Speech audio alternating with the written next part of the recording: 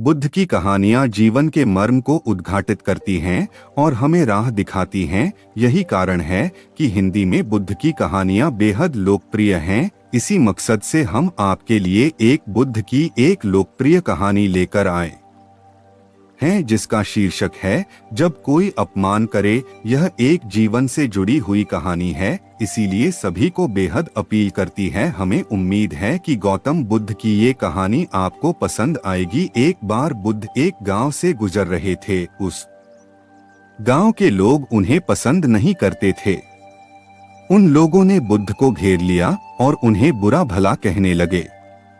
गांव वालों का सरदार सबसे ज्यादा नाराज था। वह तो बुद्ध को गालियां ही देने लगा, पर बुद्ध इस सबसे बेपरवाह मंद मंद मुस्कुराते रहे। सरदार काफी देर तक बुद्ध को गालियां देता रहा, लेकिन कुछ ही देर में उसका मुंह सूखने लगा, जिससे वह चुप हो गया। यह देखकर बुद्ध बोले, अगर तुम्हारी बातें समाप्त हो गई हों तो मैं आगे बढ़ूं। मुझे आगे वाले गांव में जाना है।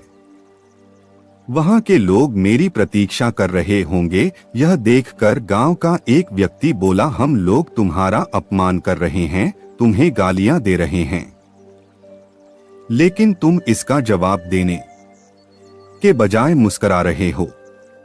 तुम इसकी प्रतिक्रिया क्यों नहीं देते? बुद्ध बोले, वत्स, तुमने आने में तनिक देर कर दी।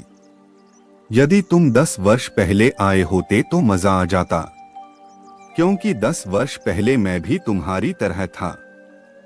अगर उस समय तुम मुझे बुरा भला कहते, गालियां देते, तो मैं भी क्रोधित हो जाता।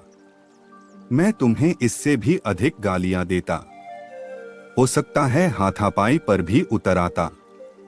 पर अब मैं आगे बढ़ गया हूं। अपना क्रोध घृणा सब पीछे छोड़ आया हूं।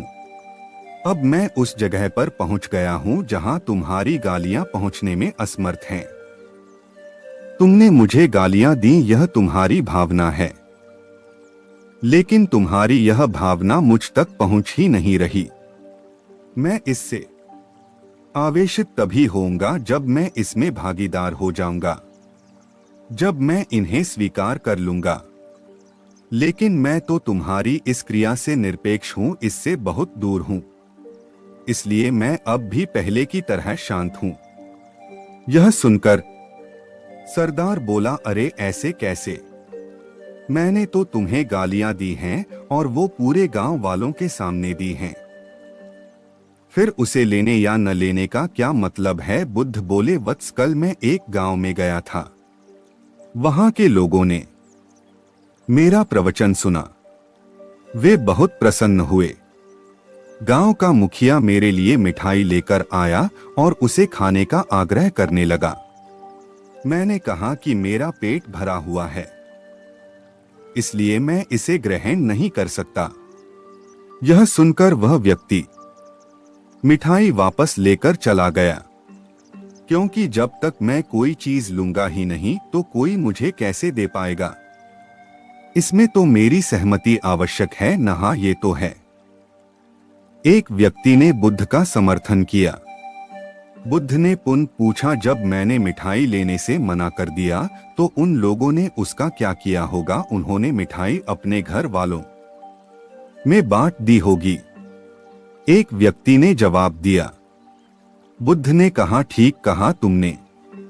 उस मिठाई की तरह ही तुम मेरे लिए गालियां लेकर आए हो और चाहते हो कि मैं इन्हें ग्रहण कर लूं।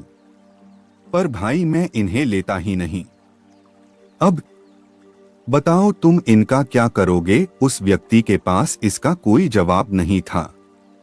बुद्ध पुनः बोले, मुझे तुम पर दया आती है वत्स।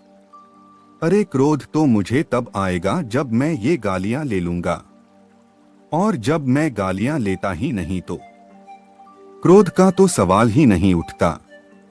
बुद्ध की बातों पर सरदार ने कोई प्रतिक्रिया नहीं दी। शायद वह कुछ सोच रहा था। बुद्ध बोले, अपनी आंखों से देख रहा हूं कि गाली एक कांटा है जिसे देने वाला व्यक्ति और लेने वाला व्यक्ति दोनों क्रोध से पागल हो जाते हैं।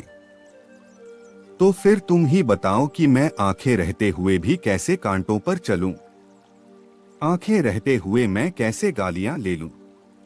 और होश में रहते हुए मैं कैसे क्रोधित हो जाऊं? इसलिए मुझे क्षमा करो वत्स, मैं तुम्हारा उपहार ग्रहण करने में असमर्थ हूँ। कहते हुए बुद्ध ने अपने हाथ जोड़ दिए। बुद्ध की बातें सुनकर सरदार लज्जित हो गया। उसकी आंखें छलछला आईं। उसने कुछ कहना चाहा पर उसके होठों ने जवाब दे दिया, और जब उससे रहा नहीं गया तो वह बुद्ध के चरणों में गिर पड़ा। दोस्तों, हम में से ज्यादातर लोग यही समझते हैं कि हमारे दुखों का कारण कोई दूसरा व्यक्ति है, और जब हम ऐसा मानते हैं तो हम अपने स्वनियंत्रण की कमी और अक्षमता को अनदेखा कर रहे होते हैं। वास्तव में ये हम पर निर्भर करता है कि हम दूसरों के द्वारा प्रदान की गई नकारात्मकता को स्वीकार करते हैं या नहीं। अगर हम नकारात्मकता को स्वीकार करते हैं तो हम अपने पैरों पर कुल्हाड़ी मारते हैं, और जब हम उसे अस्वीकार कर देते हैं तो घृणा, क्रोध, हिंसा हर किसी से मुक्त हो जाते हैं। दोस्तों, हमें उम्मीद है कि आपको ये बुद्ध कहानी जब कोई अपमान करे पसंद आई होगी।